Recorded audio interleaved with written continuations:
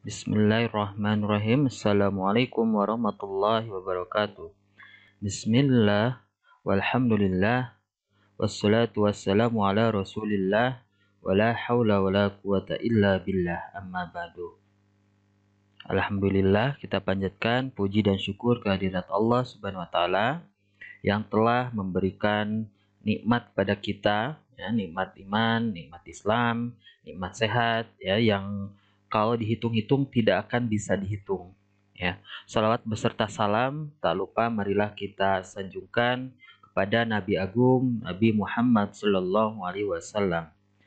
Anak-anakku, mahasiswa Fakultas Syariah dan Hukum Universitas Islam Negeri Sunan Gunung Jati Bandung, pada kesempatan kali ini masih dalam bahasan kita tentang manajemen. Kita akan membahas tentang unsur, prinsip, dan fungsi administrasi dan manajemen.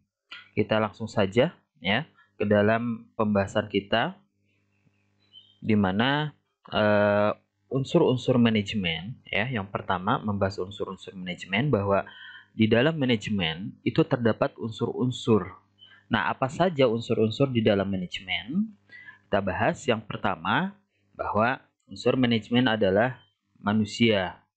Nah, manusia ini adalah yang membuat tujuan, dan manusia pula yang melakukan proses untuk mencapai tujuan. Yang berikutnya, unsur manajemen yang kedua adalah money atau uang. Merupakan alat atau tools yang penting untuk mencapai tujuan, karena segala sesuatu harus diperhitungkan secara rasional untuk membiayai gaji tenaga kerja, alat-alat yang dibutuhkan dan harus dibeli, serta berapa hasil yang akan dicapai dari suatu organisasi.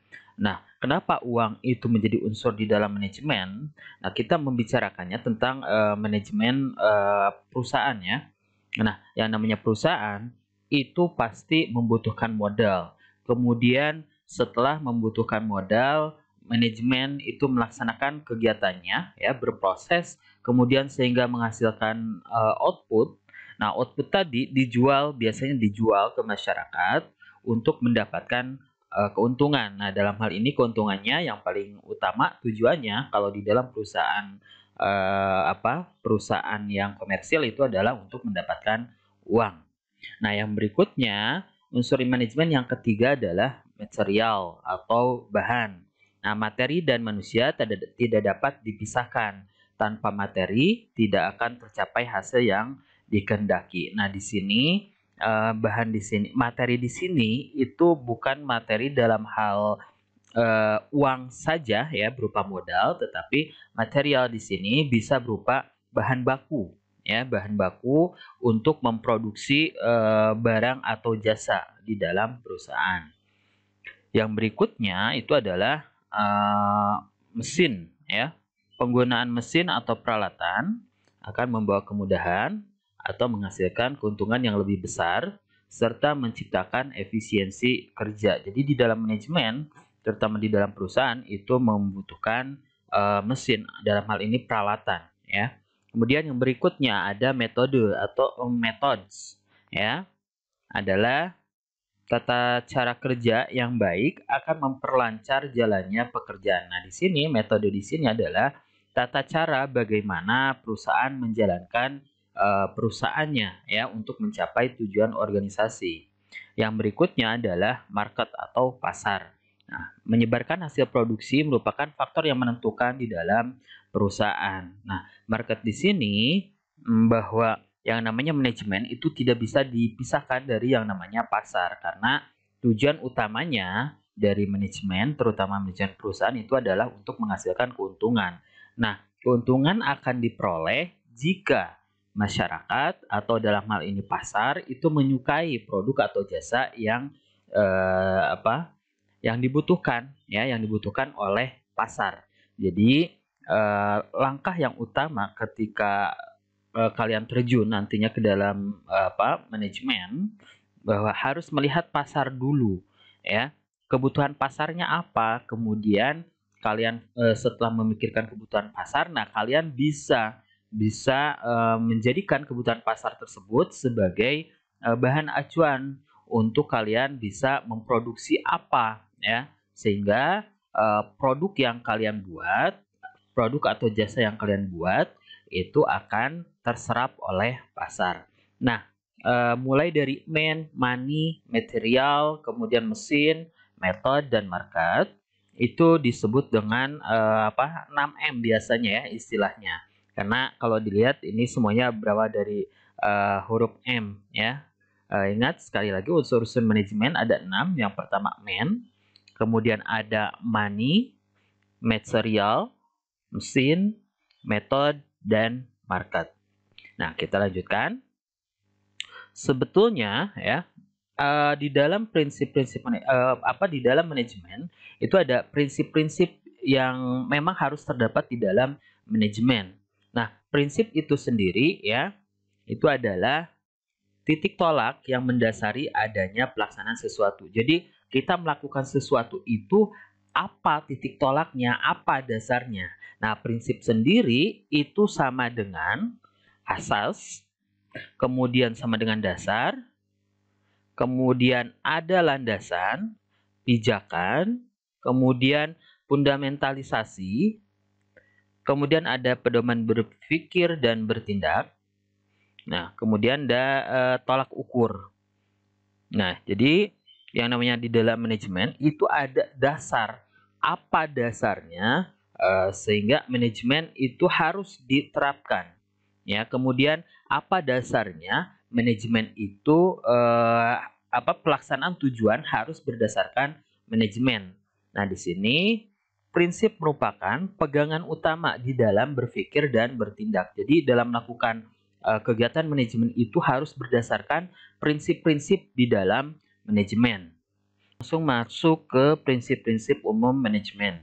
Nah, secara umum prinsip-prinsip manajemen seperti yang diungkapkan oleh Henry Fayol, kemudian diungkapkan juga oleh Malayu Hasibuan, bahwa prinsip-prinsip manajemen itu yang pertama ada division of work, kemudian ada authority and responsibility, kemudian ada disiplin, unity of command, ada unity of direction, ada subordination of individual interest into general interest, ada remuneration of personnel, ada centralization, ada scalar of change, ada order, kemudian equity, initiative, esprit de corps, dan yang terakhir ada stability of turnover personnel.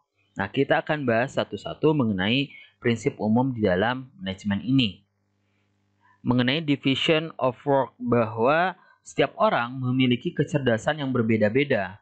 Setiap jenis lapangan kerja membutuhkan tenaga ahli yang berbeda-beda. Jadi di dalam manajemen, karena manajemen itu sangat mengetahui bahwa yang namanya manusia itu terlahir dengan kemampuan yang berbeda-beda, ya. Ada yang memang sangat cerdas, ada yang kurang cerdas, ada yang memang tenaga ahli di lapangan, ada yang sebagai pemikir.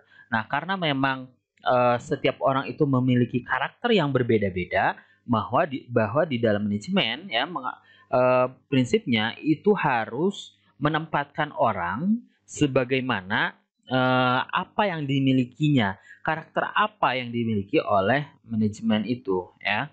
Kemudian yang berikutnya, setiap pekerja memiliki pengalaman yang berbeda-beda. Ya, ada yang memang baru lulus dari kuliahnya atau dari sekolahnya, ada yang memang sudah berpengalaman. Nah, itu tentunya membutuhkan treatment yang berbeda-beda ya. Orang yang baru berpengalaman ya, yang sudah berpengalaman itu tentunya akan lebih dihargai dibandingkan orang yang baru lulus ya. Makanya biasanya orang yang memang sudah malang melintang di dalam pekerjaan itu akan lebih mudah, terutama kalau memang sudah mempunyai jabatan, kemudian mengajukan lamaran ke tempat yang lain, itu biasanya akan lebih mudah untuk diterima karena memang memiliki pengalaman. Berbeda halnya dengan orang atau kalian misalkan mahasiswa yang baru lulus, itu akan agak cenderung lebih susah untuk diterima karena salah satu pertimbangannya biasanya di perusahaan itu adalah memilih yang lebih berpengalaman. Nah, bagaimana caranya biar kalian bisa mendapatkan bisa mudah untuk diterima di dalam pekerjaan? Ya, bisa salah satunya dengan cara mengolah skill kalian, kemampuan kalian itu ada di mana. Nah, kalian ikuti organisasi-organisasi, kemudian kalian ikuti magang, sehingga itu akan memperbesar skill kalian, dan itu nantinya bisa menjadi nilai tambah untuk kalian. Kayak yang berikutnya, bahwa di dalam manajemen itu menetapkan atau mempunyai prinsip bahwa setiap pekerja itu mempunyai mentalitas yang berbeda. Ada yang memang mudah bergaul, kemudian ada yang susah bergaul, kemudian ada yang memang mudah untuk menyesuaikan diri, atau ada juga yang sulit ya untuk bisa beradaptasi ya. Nah, itu semuanya di dalam manajemen itu diatur. Kemudian latar belakang kehidupan, sosial, ekonomi, dan kebudayaan yang berbeda. Nah, di sini ada lagi otak dan tingkat pendidikan yang berbeda. Nah, tentunya manajemen itu harus mempertimbangkan bahwa tadi sekali lagi bahwa di dalam manajemen itu ada division of work. Jangan sampai misalkan yang berpendidikan rendah itu ditempatkan pada posisi yang tinggi. Misalkan hanya lulusan SD ditetapkan sebagai manajer, ya. Apakah bisa? Mungkin kalau berdasarkan pengalaman, ya, sudah lama di perusahaan, dia belajar, bisa saja ya lulusan SD ada di dalam posisi yang tinggi. Tetapi kalau misalkan untuk sekarang, ya rasanya kalau untuk lulusan SD tidak akan terlalu dipertimbangkan. Makanya itulah pentingnya pendidikan, ya. Yang berikutnya, bahwa prinsip di dalam manajemen itu adalah authority and responsibility. Otoritas dan tanggung jawab. Nah, prinsip proporsionalitas, wewenang dan tanggung jawab berkaitan dengan prestasi dan kemampuan para pekerja. Dalam organisasi maupun perusahaan, jabatan struktural berkaitan langsung dengan wewenang dan tanggung jawab. Nah, di dalam manajemen itu ada otoritas dan tanggung jawabnya. Nah, jabatan struktural berkaitan dengan wewenang dan tanggung jawab. Jadi, kalau di dalam manajemen itu ada tingkatan-tingkatannya. Nah, semakin tinggi jabatannya atau tingkatannya, maka tanggung jawabnya pun itu akan semakin besar. Nah, yang berikutnya, wewenang dan tanggung jawab terberat dalam organisasi maupun perusahaan dipegang oleh manajer. Jadi, manajer itu mempunyai peranan yang sangat penting di dalam perusahaan, ya, karena dia yang bertanggung jawab di dalam maju atau tidaknya sebuah organisasi. Tugasnya adalah memanfaatkan sumber daya yang dimiliki semaksimal mungkin dengan melaksanakan aktivitas organisasi secara efektif dan efisien. Jadi, semua sumber daya yang ada di dalam perusahaan itu harus bisa diolah, ya, bisa dikombinasikan, bisa dikoordinasikan oleh manajer. Nah, semakin pandai mengolah sumber daya yang ada di dalam perusahaan, maka tingkat keberhasilan perusahaan untuk mencapai tujuannya itu akan semakin tinggi. Nah, kita lihat bahwa di dalam perusahaan itu ada beberapa tingkatan manajer. Ya, yang pertama ada top manager atau manajer utama, itu bertugas menetapkan kebijakan operasional dan mengarahkan organisasi dalam berinteraksi dengan lingkungannya, baik mikro maupun makro. Nah, di sini untuk yang top manager itu memegang peranan yang paling tinggi di antara manajer yang lain. Jadi top managers atau manajer utama, ya, dia bertanggung jawab terhadap middle managers, kemudian ada first line managers. Nah, itu berarti semakin tinggi tingkatan seseorang di dalam perusahaan, maka itu akan berbanding lurus dengan tanggung jawab di dalam perusahaan itu sendiri. Nah, yang berikutnya adalah middle managers atau manajer menengah. Bertugas sebagai pengarah kegiatan yang implementatif yang disesuaikan dengan instruksi manajer utama atau manajer puncak. Jadi di sini untuk yang middle manager atau manajer menengah ini sebagai pengarah ya, pengarah dari pengarah kegiatan sesuai dengan ini instruksi dari top manager. Nah, di sini pengarahnya untuk siapa? Pengarahnya adalah untuk manajer garis pertama yang bertugas sebagai pengawas kerja seluruh karyawan. Nah, di sini di bawah first line manager ini biasanya itu ada karyawan langsung. Nah, untuk mekanisme kerjanya ya mengenai manajer ini, kalau misalkan diibaratkan untuk first line manager ini atau manajer garis pertama bisa kalau di dalam perusahaan sebagai mandornya ya. Nah, kemudian di atas mandor ada manajer apa gitu. Misalkan kalau di dalam perusahaan itu ada manajer keuangan, ada manajer pemasaran, ada manajer sumber daya manusia, ya, ada juga manajer produksi. Nah, kita lanjut. Nah, pengetahuan dan keahlian manajemen. Nah, George Terry menyebutkan bahwa keberhasilan manajemen ditentukan oleh pengetahuan dan keahlian yang terdiri dari 3 bidang, yaitu teknik, manusiawi, dan pemikiran.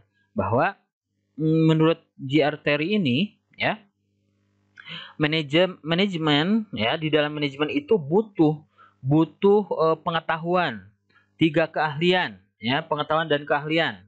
Bidang apa saja? Bidang teknik.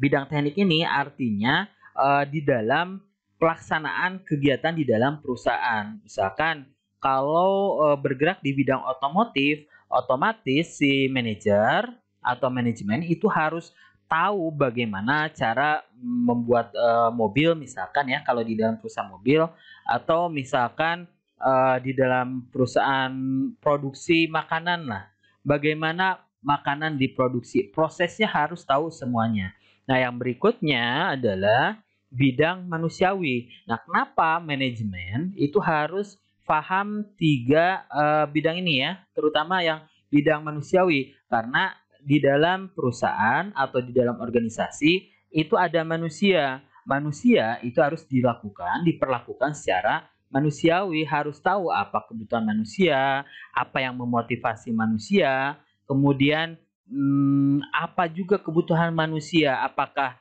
dari pihak perusahaan bisa memenuhi kebutuhannya atau malah sebaliknya tidak bisa memenuhi kebutuhan dari karyawan, ya.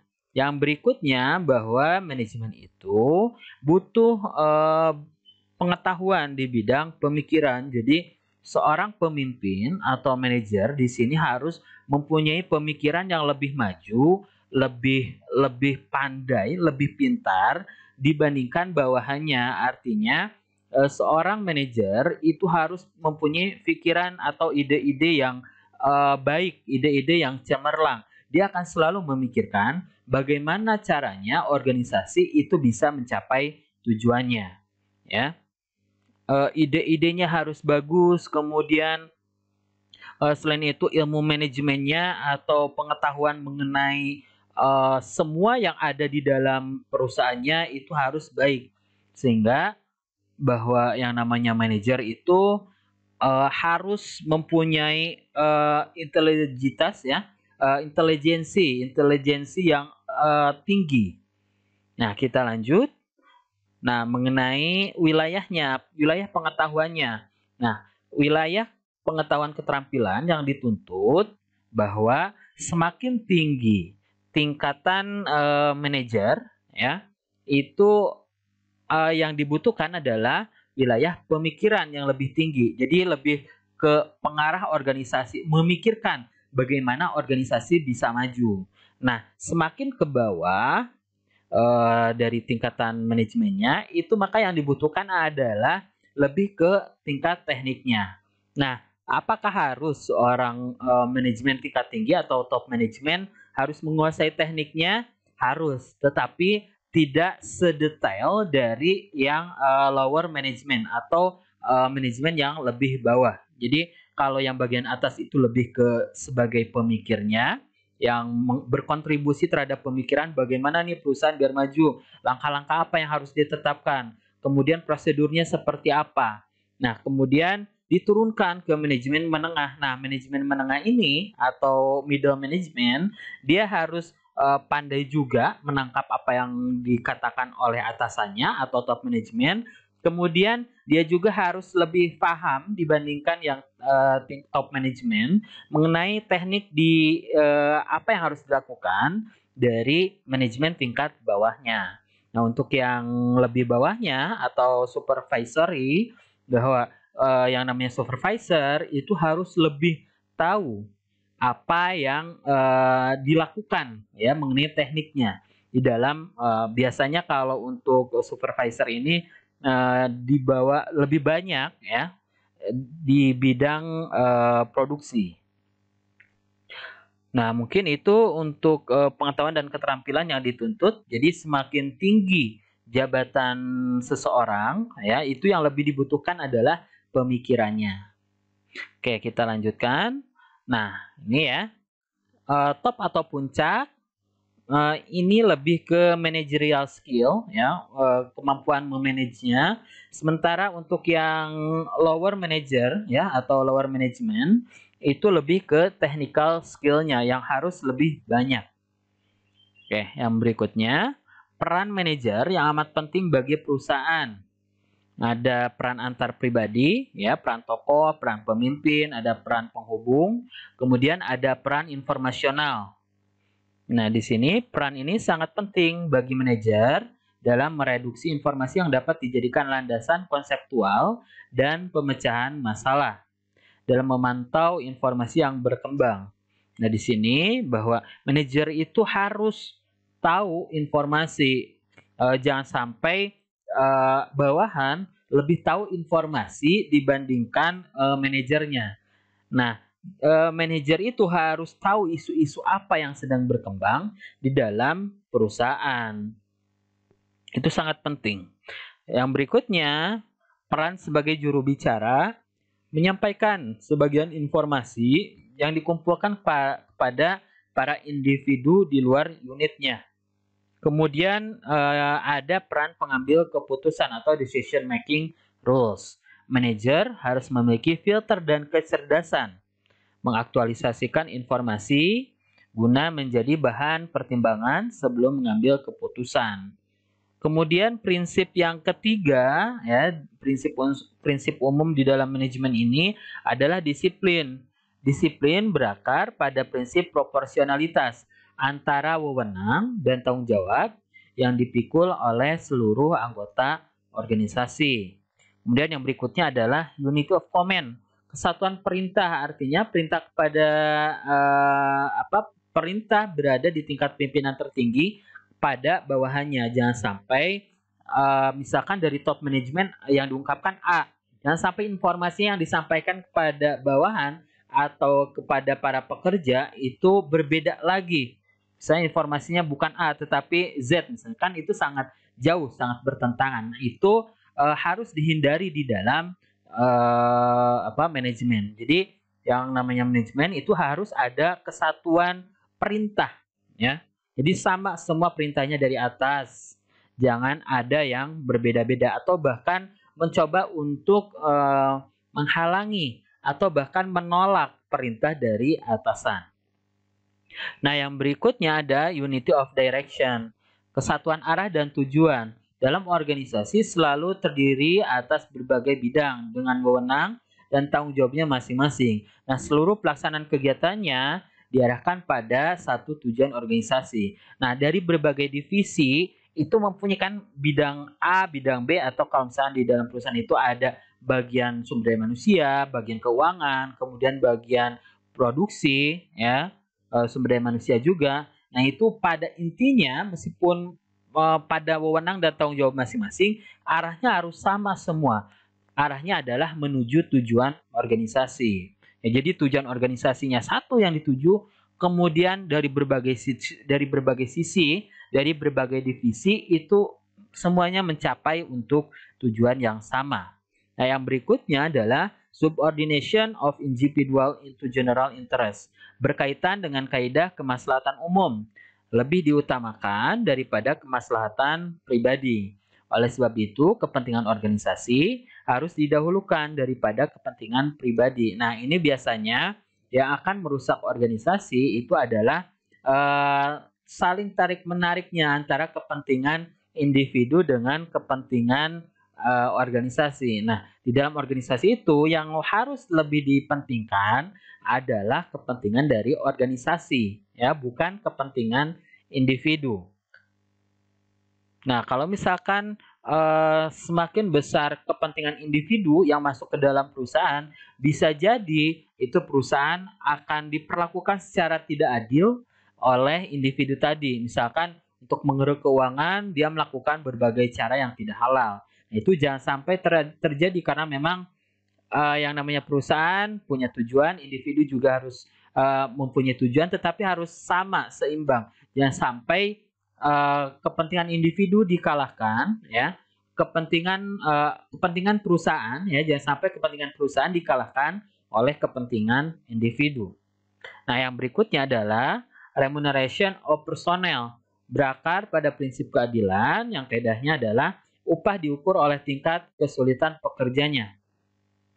Jabatan dan tanggung jawab yang besar harus didukung oleh upah yang seimbang dengan beban yang dipikulnya, yang ditentukan oleh faktor keahlian atau keterampilan dan profesionalitasnya. Nah, di sini bahwa yang namanya manusia itu harus diperlakukan secara adil. Kalau di dalam perusahaan upah atau gaji itu harus disesuaikan dengan keahlian atau keterampilan, ya. Jabatan juga harus diperhatikan. Jangan sampai jabatannya lebih tinggi tetapi gajinya lebih rendah. Jadi semakin tanggung jawabnya besar, maka biasanya itu akan selalu berbanding lurus dengan upah atau gaji yang diterima. Yang berikutnya, yang ke-8 adalah prinsip centralization, berpandangan bahwa setiap organisasi itu senantiasa memiliki pusat kekuasaan dan wewenang instruksional. Pusat membagikan kekuasaannya ke daerah, cabang, sampai tingkat unit atau ranting. Jadi namanya organisasi mempunyai pusat kekuasaan, semuanya itu harus satu arah, ya. Satu arah. Tujuan dari pusat apa? Dari cabang-cabang itu semuanya harus satu arah ke pusatnya. Jangan sampai tiap cabang itu mempunyai tujuan yang berbeda-beda, ya, atau bahkan sampai ke unit, ya, atau ranting itu mempunyai tujuan yang berbeda. Nah, yang berikutnya prinsipnya adalah scalar of change atau hierarki. Penyaluran perintah dan tanggung jawab bersifat hierarkis, artinya sesuai dengan kapasitas dan wewenangnya. Tidak salah kaprah seperti memberi perintah melakukan desain produk pada manajer pemasaran. Nah, karena memang manajer pemasaran kan tahu nih apa yang dibutuhkan oleh masyarakat. Nah, tidak salah kaprah kalau misalkan seorang top manajemen menyuruh manajer pemasaran untuk membuat desain produk. Kira-kira apa yang dibutuhkan oleh masyarakat. Nah, yang salah, kalau salah kaprah, misalkan seorang manajer bagian produksi itu menyuruh kepada misalkan bagian pemasaran untuk membetulkan mesin-mesin yang rusak. Nah, itu baru salah kaprah, ya. Jadi sesuai dengan hierarkinya. Hierarkinya kemana? Dia membawahi yang mana? Kalau misalkan manajer keuangan, bahwa manajer keuangan itu membawahinya adalah ke bagian akuntansi atau keuangan atau perpajakan. Nah, kalau misalkan menyuruh ke bagian yang lain itu agak salah kaprah, ya. Nah, yang berikutnya kita masuk ke nomor 10 bahwa prinsip organisasi, prinsip manajemen itu adalah order, asas ketertiban atau keteraturan berkaitan dengan norma yang berlaku di dalam organisasi perusahaan. Ketertiban dapat bersifat ketertiban material maupun ketertiban dalam arti sosial. Artinya baik di dalam proses di dalam perusahaannya ataupun baik antar personilnya di dalam perusahaan itu. Jangan sampai misalkan kepentingan pribadi itu mengganggu dari tujuan perusahaan. Ya, misalkan perusahaan ini ingin mendapatkan untung atau mendapatkan secara kasarnya uang lah. Nah, tetapi kalau misalkan ada kepentingan individu di dalam perusahaannya, misalkan antar bagian produksi dengan keuangan ada clash sehingga berseteru di dalam perusahaan, nah itu akan mengganggu, ya. Itu untuk yang misalkan karena permasalahan dari sisi sosialnya. Oke, yang berikutnya adalah equity, persamaan, ya. Persamaan bukan berarti sama rata dan sama rasa, karena dalam organisasi terdapat pangkat dan jabatan yang berbeda, sebagaimana jenis pekerjaan yang berbeda, serta wewenang dan tanggung jawab yang berbeda. Nah, di dalam organisasi karena memang banyak orang-orangnya yang ditempatkan pada posisi yang berbeda, itu harus diposisikan sama sama dalam hal adil, ya, bukan sama rata, tetapi adil sesuai dengan proporsi dan tanggung jawabnya. Kemudian yang berikutnya adalah inisiatif, ya. Inisiatif ini bahwa dalam organisasi bukan berarti bebas sekehendak para karyawan.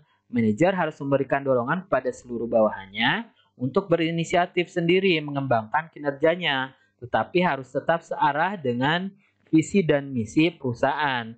Nah, jadi boleh seorang manajer itu meminta ide-ide atau saran-saran dari bawahannya, tetapi harus dalam koridor searah dengan visi dan misi perusahaan, ya. Karyawan tidak boleh berkehendak semaunya sendiri. Kalau memang karyawan punya ide, boleh silakan disampaikan, tetapi jangan sampai yang punya ide malah bertentangan dengan visi dan misi perusahaan, ya. Oke, yang berikutnya adalah esprit de corps atau asas kesatuan. Bertitik tolak dari kesatuan visi dan misi yang dicanangkan oleh organisasi atau perusahaan. Loyalitas yang dibangun terhadap perusahaan dijaga dengan selalu membentuk hubungan dan komunikasi yang aktif, sehingga antar jabatan struktural, antar bidang, wewenang dan tanggung jawabnya itu bersifat integral. Jadi semuanya bersatu untuk mencapai visi dan misi perusahaan. Oke, yang terakhir adalah stability of turnover of personnel. Artinya di sini stabilitas jabatan berkaitan dengan kesinambungan kinerja organisasi atau perusahaan. Jadi manajemen yang baik itu adalah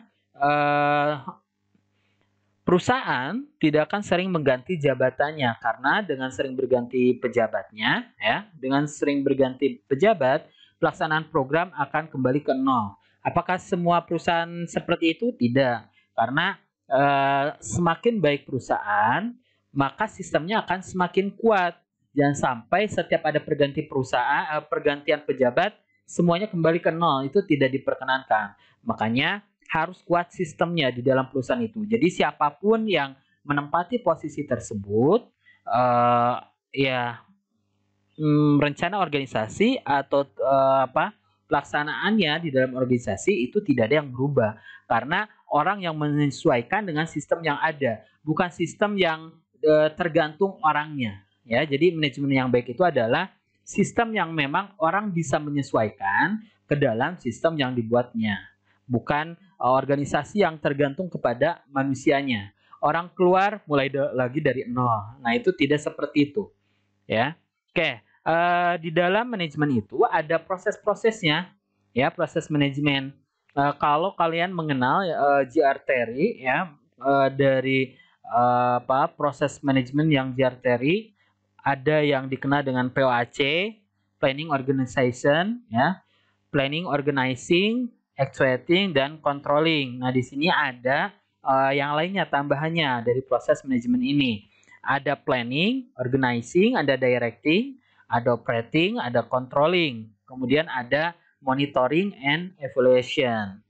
Nah, di sini untuk yang perencanaan, ya, kita mulai dari pertama, perencanaan atau planning, bahwa fungsi perencanaan yaitu proses penyusunan rancangan kerja untuk mencapai tujuan berdasarkan sumber daya organisasi dengan mempertimbangkan lingkungan internal dan eksternal organisasi. Nah, di sini untuk yang fungsi perencanaan ini mengenai menetapkan tujuan dan target, merumuskan strategi, menentukan sumber daya yang diperlukan, kemudian menetapkan standar atau indikator keberhasilannya. Jadi pada tahap perencanaan ini ditetapkan tujuannya, strateginya, sumber dayanya, kemudian indikatornya apa saja. Nah, yang berikutnya adalah fungsi pengorganisasian, organizing, yaitu proses penyusunan rencana strategi. Kalau tadi lebih ke apa? Penentuan tujuan dan targetnya. Nah, di sini sudah mulai mengorganisasikan ya strategi pelaksanaannya itu seperti apa. Itu di dalam fungsi pengorganisasian. Oke, yang berikutnya adalah fungsi pengarahan atau directing, yaitu proses penyusunan tugas dan pemberian motivasi kepada masing-masing personil. Jadi pengarahan, jadi diarahkan nih siapa yang menempati posisi apa, itu ditetapkan di dalam fungsi pengarahan. Ya, kegiatannya adalah menetapkan tugas dari masing-masing bagian, kemudian merumuskan wewenang dan tanggung jawab, kemudian memberi bimbingan dan motivasi, kemudian menjelaskan kebijakan pelaksanaan yang telah ditetapkan. Kemudian untuk yang fungsi pelaksanaan ini proses pelaksanaannya dari rancangan yang terpadu dari komponen-komponen ya. Jadi semua komponen yang ada di dalam perusahaan itu diproses semuanya di dalam pelaksanaan rancangan tadi ya, sehingga mencapai tujuan yang sama. Kemudian yang berikutnya adalah fungsi pengendalian. Fungsi pengendalian dan pengawasan. Nah, di sini adalah fungsi controlling, memastikan seluruh rangkaian kegiatan pada masing-masing komponen organisasi dapat berjalan sesuai dengan rencana dan target yang ditetapkan. Nah, di sini fungsi pokok manajemennya. Untuk yang planning ada menjelaskan, ya, menetapkan tujuan yang dicapai, kemudian meramalkan keadaan untuk yang akan datang. Jadi pikirannya kalau di dalam fungsi planning itu sudah jauh ke depan, bisa meramalkan, harus bisa meramalkan keadaan di masa yang akan datang dalam sebuah organisasi. Kemudian memperkirakan kondisi pekerjaan yang dilakukan, memilih tugas yang sesuai untuk mencapai tujuan. Kemudian membuat rencana secara menyeluruh dengan menekankan kreativitas. Kemudian membuat kebijakan, prosedur, standar, dan metode untuk pelaksanaan kerja. Kemudian ada mengubah rencana sesuai dengan petunjuk hasil pengawasan. Nah, di sini fungsi-fungsi pokok manajemen organizing ada membagi pekerjaan ke seluruh tugas-tugas operasional, mengelompokkan tugas-tugas ke dalam posisi secara operasional, kemudian ada menggabungkan jabatan operasional ke dalam unit yang berkaitan, kemudian memilih dan menempatkan orang untuk pekerjaan yang sesuai, kemudian menjelaskan persyaratan dari tiap jabatan, kemudian menyesuaikan wewenang dan tanggung jawab bagi tiap anggota. Yang berikutnya, menyediakan berbagai fasilitas untuk pegawai, menyelaraskan organisasi sesuai petunjuk hasil pengawasan. Nah, yang berikutnya mengenai penggerakan atau actuating, ini lebih ke melakukan partisipasi terhadap keputusan, tindakan, dan perbuatan, mengarahkan orang lain dalam bekerja, memotivasi anggota, berkomunikasi secara efektif, meningkatkan anggota agar memahami potensinya secara penuh, kemudian memberi imbalan penghargaan yang sesuai terhadap pekerja, kemudian mencukupi keperluan pegawai sesuai dengan kegiatan perusahaannya. Yang terakhir adalah berusaha memperbaiki pengarahan sesuai petunjuk pengawasan. Nah, di sini untuk yang fungsi controlling atau pengendalian, yang pertama membandingkan hasil pekerjaan dengan rencana secara keseluruhan. Artinya dia harus membandingkan antara rencana dengan pelaksanaannya. Kemudian yang berikutnya menilai hasil pekerjaan dengan standar hasil kerja. Kemudian membuat media pelaksanaan secara tepat, memberitahukan media pengukur pekerjaan, memindahkan data secara rinci untuk tiap perbandingan, dan menyimpannya. Yang berikutnya membuat saran dan tindakan perbaikan, memberitahukan anggota yang bertanggung jawab terhadap pemberian penjelasan. Yang berikutnya adalah melaksanakan pengawasan sesuai dengan petunjuk hasil pengawasan. Nah, itu mungkin penjelasan dari saya ya. Penjelasan dari saya untuk hari ini. Terima kasih atas perhatiannya. Mohon maaf apabila ada kekurangan ya. Seakhiri billahi taufiq wal hidayah. Assalamualaikum warahmatullahi wabarakatuh.